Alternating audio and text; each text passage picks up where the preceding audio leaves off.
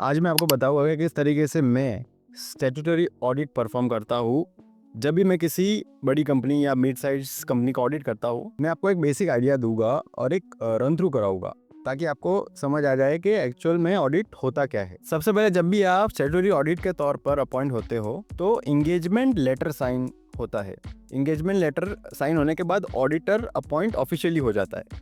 फिर प्लानिंग का काम शुरू होता है जिसमें टीम मेंबर्स की इंडिपेंडेंस एक्सेप्ट करना होता है।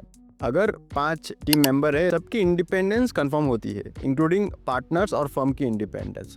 उसके बाद इंगेजमेंट टीम डिस्कशन होती है जिसमें एक्सपीरियंस शेयर किया जाता है मैनेजर के थ्रू जो लास्ट ऑडिट में हुआ था और इम्पोर्टेंट पॉइंट्स और फाइंडिंग जो लास्ट ऑडिट में थी, और मिलकर एक प्लान बनाया जाता है। टीम फिर फील्ड में पहुंचती है यानी क्लाइंट के प्रीमाइसेस पे और बिजनेस और एनवायरनमेंट की अंडरस्टैंडिंग लेने की कोशिश करती है। ये समझना बहुत जरूरी है कि बिजनेस का रेवेन्यू मॉडल क्या है, कंपनी का रजिस्ट्रेशन जीएसटी में है कि नहीं, इंपोर्ट एक्सपोर्ट लाइसेंस है या नहीं, और क्या कंप्लायंस एप्लीकेबल है कंपनी पे।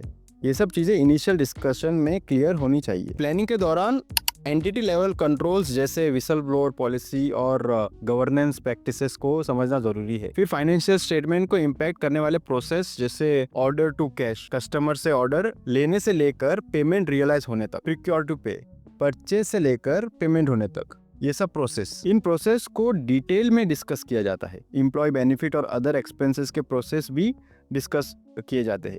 ये इंश्योर किया जाता है कि कंट्रोल एफिशिएंटली डिजाइन और ऑपरेट हो रहे हो। ऑडिटर का फोकस मेजरली फाइनेंशियल स्टेटमेंट से रिलेटेड जो प्रोसेस है, इंटरनल कंट्रोल, वहीं तक लिमिटेड होते हैं क्योंकि टाइम और रिसोर्सेज भी लिमिटेड होते हैं। पर अगर ऑडिटर चाहे तो नॉन फाइनेंशियल कंट्रोल्स जैसे एम्प्लॉय लीव्स या मशीन मेंटेनेंस प्रोसेस को भी कवर कर सकता है, लेकिन ये सब ऑप्शनल है। प्रोसेस रिसर्च करने के बाद वॉक थ्रू और डॉक्यूमेंट टेस्टिंग होता है, ये इंश्योर करने के लिए कि कंपनी के प्रोसेस सही तरीके से ऑपरेट कर रहे हैं। फॉर एग्जाम्पल, जब कंपनी को प्रोडक्शन में कुछ मटेरियल चाहिए तो उससे खरीदना भी होगा, राइट? तो प्रोडक्शन डिपार्टमेंट इन्फॉर्म करेगा वेयरहाउस डिपार्टमेंट को और वेयरहाउस डिपार्टमेंट परचेज डिपार्टमेंट को ये इंटीमेट करेगा। देन परचेज डिपार्टमेंट सप्लायर से बेस्ट क्वालिटी और रेट के हिसाब से कोटेशन मांगेगा। और जब इतना बड़ा प्रोसेस है तो कंट्रोल्स भी हो गए। इनफैक्ट ड्यूटीज का जो सेग्रीगेशन होता है पर्सन या डिपार्टमेंट में, ये अपने आप में ही एक कंट्रोल है। और खुद का दिमाग लगाओ और खुद सोचो कि मैं कैसे सेटिस्फाई कर सकता हूँ कि ये सारे कंट्रोल्स ठीक से काम कर रहे हैं। तो सबसे पहले आसान काम से शुरू करते हैं, जो कि होता है कि भैया दूर से खड़े होकर बस तमाशा देखो, यानी ऑब्जर्वेशन करो। ये ऑब्जर्व करो कि क्या ये कंट्रोल ठीक से काम कर रहे हैं। उसके बाद जाकर पूछताछ करो यानी इंक्वायरी। फिर ऑडिट का जो फेवरेट काम होता है डॉक्यूमेंट कलेक्ट करना, इसे इंस्पेक्शन भी बोलते हैं। आप सोच रहे हो कि डॉक्यूमेंट क्या होता है, पूरा प्रोसीजर समझ लिया, बट यहाँ तो डॉक्यूमेंट का नाम ही नहीं था। तो ध्यान से सुने, वेयरहाउस डिपार्टमेंट ने परचेज डिपार्टमेंट को बताया कि भाई हमें इतना मटेरियल चाहिए। तो असली में फोन पे थोड़ी बताया होगा कि भाई ये काम करो 1000 किलो के मटेरियल्स मंगवा लेना, ऐसा तो नहीं होगा।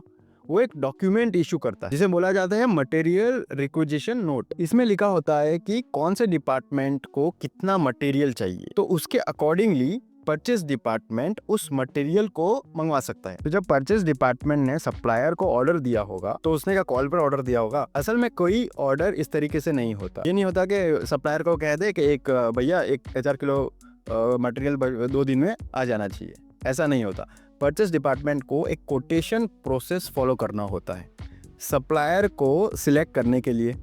सप्लायर सिलेक्ट करने के बाद परचेज डिपार्टमेंट सप्लायर को एक डॉक्यूमेंट इशू करता है जिसे परचेज ऑर्डर कहते हैं। उस परचेज ऑर्डर में सारी डिटेल्स मेंशन होती है, जैसे कौन सा मटेरियल है, कौन सा सप्लायर है, पेमेंट कैसे होगी, टर्म्स क्या है। उसके बाद जब वेयरहाउस में ट्रक आया था माल लेकर, तो क्वालिटी इंस्पेक्शन के बाद कंपनी का रिसीविंग डिपार्टमेंट एक डॉक्यूमेंट इशू करता है जिसमें ये इंफॉर्मेशन होती है कि आखिरकार कितने गुड्स रिसीव हुए। ऐसा भी हो सकता है कि रास्ते में कोई सामान खो गया हो या कुछ गलत आ गया हो, तो इसलिए फाइनली कितने गुड्स रिसीव हुए हैं इसका भी एक डॉक्यूमेंट होता है, गुड्स रिसीट नोट कहते हैं। और अंत में जब अकाउंट्स डिपार्टमेंट पेमेंट करता है तो यहाँ पर भी एक डॉक्यूमेंट जनरेट होता है जिसे हम पेमेंट स्लिप कहते हैं। पूरे प्रोसेस में कम से कम 5 से ज्यादा तो डॉक्यूमेंट्स होते ही। तो डॉक्यूमेंट को इंस्पेक्ट करना भी एक ऑडिटर का प्रोसेस है जिससे पता चल रहा है कि इंटरनल कंट्रोल है कि नहीं। और इससे भी अगर ऑडिटर सेटिस्फाई ना हो तो ऑडिटर चाहे तो प्रोसेस री परफॉर्म भी कर सकता है। पूरा प्रोसेस में ऑडिटर खुद जाकर देखता है कि वो इंटरनल कंट्रोल सही से काम कर रहे हैं कि नहीं। मैं बार बार ऑडिटर बोल रहा हूँ, लेकिन टीम मेंबर्स ही ये काम जनरली करते हैं। अब इसके बाद मोस्ट ऑफ द केसेस में ये सब सॉफ्टवेयर अपने आप करता है।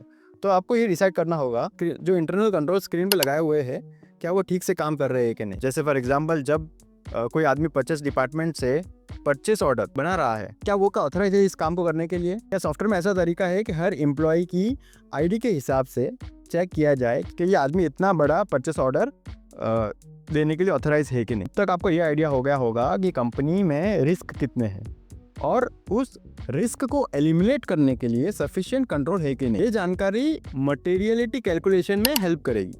अब मटेरियलिटी कैलकुलेशन करना एक इंपॉर्टेंट स्टेप होता है जो स्टेक होल्डर के डिसीजन को इम्पैक्ट कर सकता है। मटेरियलिटी बेंचमार्क जैसे रेवेन्यू या प्रॉफिटेबिलिटी के हिसाब से डिसाइड होती है। जनरली स्टार्टअप के केस में ये रेवेन्यू होता है क्योंकि उनका प्रॉफिट होता नहीं, और वेल जो एस्टेब्लिश कंपनी होती है उनके केस में रेवेन्यू।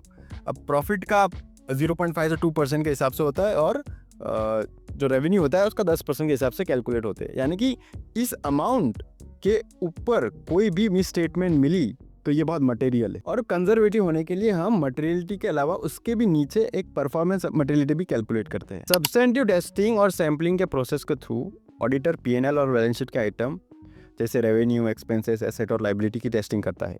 ये इंश्योर किया जाता है कि ट्रांजैक्शन एक्चुअली में हुए और प्रॉपरली रिकॉर्डेड हो। ये सारी चीज़ें डिटेल टेस्टिंग के थ्रू कंफर्म की जाती है। कंपनी अगर जीएसटी में रजिस्टर नहीं है तो ये इंश्योर कर देना चाहिए कि कंपनी ने सारे इनवॉइसेस की एंट्री की हो।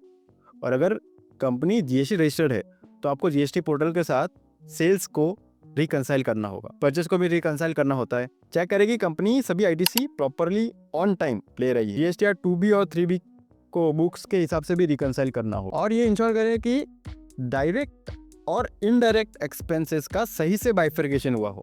जैसे मैन्युफैक्चरिंग रिलेटेड जो एक्सपेंस होते हैं, फैक्ट्री, लाइट बिल, वर्कर की जो सैलरी होती है, ये सब डायरेक्ट एक्सपेंसेस है। गलत अगर कैटेगराइजेशन हुआ इसमें तो ये इम्पैक्ट सीधा ग्रॉस प्रॉफिट पे आएगा। नेक्स्ट चेक करेगी closing stock 31 March of the financial year को वेरीफाई किया गया हो मैनेजमेंट के द्वारा और वैल्यूएशन भी किया हो उसका। फिर आता है जो मैंने जीपी बताया, जीपी रेशियो। ये बहुत इंपॉर्टेंट रेशियो होता है। ये होता है gross profit divide by sales. इसको आपको इंडस्ट्री स्टैंडर्ड के हिसाब से भी चेक करना हो। अगर इंडस्ट्री के हिसाब से नहीं कमा रही तो इसका रीज़न क्या है, और प्रीवियस इस जीपी रेशियो का ट्रेंड क्या है। अगर जीपी रेशियो में वेरिएशन है तो चेक करेगी प्राइसिंग एंट्रीज या क्लासिफिकेशन में कोई गलती तो नहीं है। सही से प्रीवियस ईयर का जो जीपी रेशियो था वो भी कंपेयर करिए करेंट ईयर के। मैंने तो बस जीपी का कहा है, बल्कि कंपैरिजन आपको सभी नंबर्स का करना होता है। प्रीवियस जो आपका ईयर है या क्वार्टर है उसके साथ अगर वेरिएशन है तो उसका रीज़न फाइंड आउट करना होता है। आपको पूछना होता है जो डिपार्टमेंट है कि उसका रीज़न क्या है। मैनेजमेंट गोइंग कंसर्न अजम्पशन का इवैल्यूएशन करती है, ऑडिटर को उसकी वैलिडिटी चेक करना होता है। गोइंग कंसर्न अजम्पशन यानी कि मैनेजमेंट ये बोल रही है कि आने वाले 2 से 3 सालों में कंपनी में कुछ बंद नहीं होगी, चलने वाली है। तो ऑडिटर को जाके ये चेक करना होगा कि मैनेजमेंट सही बोल रहे हैं कि नहीं। जब आपको मटेरियल मिसस्टेटमेंट मिलती है तो उसका इवैल्यूएशन करें और मैनेजमेंट को इन्फॉर्म करें। अगर मैनेजमेंट उसे कंसिडर करके इनकॉर्पोरेट करती है अपने फाइनेंशियल्स में तो ठीक है, वरना इसका इम्पैक्ट ऑडिट रिपोर्ट में आ सकता है। अगर मिस स्टेटमेंट मटेरियल नहीं है तो एटलीस्ट आपको मैनेजमेंट रिप्रेजेंटेशन लेटर में इस पॉइंट को इंक्लूड कर देना। जब ऑडिट खत्म होने आता है यहीं पे मैनेजमेंट रिप्रेजेंटेशन लेटर का साइन हो जाता है, या तो ऑडिट खत्म होने के दिन या उससे 2-3 दिन पहले। और अगर मटेरियल मिस स्टेटमेंट है, यानी कि आपने मटेरियलिटी जब कैलकुलेट की थी और जो मिस स्टेटमेंट मिला, मिस स्टेटमेंट यानी कि जो स्टैंडर्ड के हिसाब से फाइनेंशियल्स होने चाहिए थे, अगर AS या इंड AS जो भी स्टैंडर्ड है एप्लीकेबल, और जो एक्चुअल में है इसमें अगर डिफरेंस है, इसे मिस स्टेटमेंट कहते हैं।